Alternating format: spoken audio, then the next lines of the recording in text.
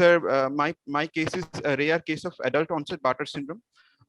Introduction: the Bartter syndrome is characterized by renal potassium wasting with hypokalemia and metabolic alkalosis with increased renin angiotensin aldosterone system, increased renin angiotensin aldosterone system activity, and normal blood pressure and resistance to pressure effect of angiotensin 2 and juxtaglomerular cell hyperplasia.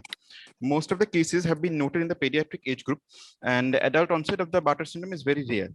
Now, our patient, a 35-year-old patient, presented to the emergency with sudden onset of weakness of all 4 limbs, which was of 1 day duration, and the weakness was bilaterally symmetrical, and it was not improving or progressing. The proximal and distal group of muscles were equally affected, and there was no history of fever, vomiting, diarrhea, or any drug use. On examination, the GCS was 15 by 15. The BP of the patient was 90 by 60. And there was hypotonia involving all 4 limbs, with power of bilateral lower limb was 1 by 5 and bilateral upper limb was 2 by 5. And there was no autonomic or sensory involvement. Now, initial investigation of the patient revealed hemoglobin 13.2. The leukocyte count was 8,400 and platelet count was 2.44 lakh. The calcium was 9.8 milligram per dl, sodium was 133 milliequivalent per liter, and the potassium level was 2.1 milliequivalent per liter. Urea was 23 and creatine was 1.1. USG whole abdomen was within normal limit. CT brain was within normal limit, and ECG showed U wave.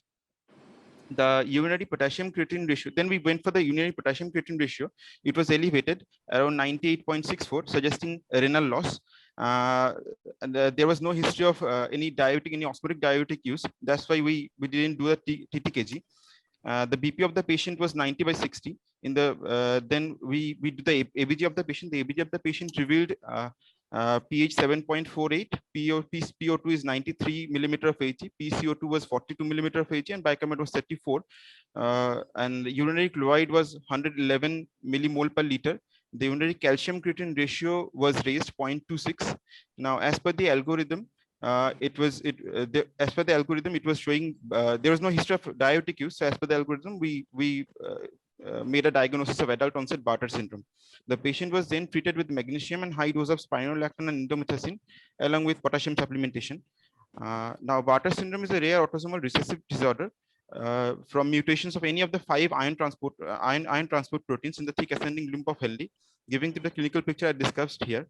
Now, adult onset Bartter syndrome is very rare. They are seen in cases of loop diuretic use, maybe sometimes associated with a pulmonary tuberculosis or use of certain drugs like gentamicin, or maybe acquired idiopathic cases. Now, in our case, there was no history of any diuretic use or any drug use. So here we made a diagnosis of idiopathic acquired Bartter syndrome.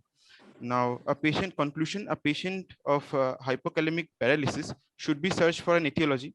Although adult onset Bartter syndrome is very rare entity, it should be considered in a patient with hypokalemic paralysis with metabolic alkalosis and other corroborative findings. This is an important because the patient may require lifelong therapy and can have an absolutely normal life.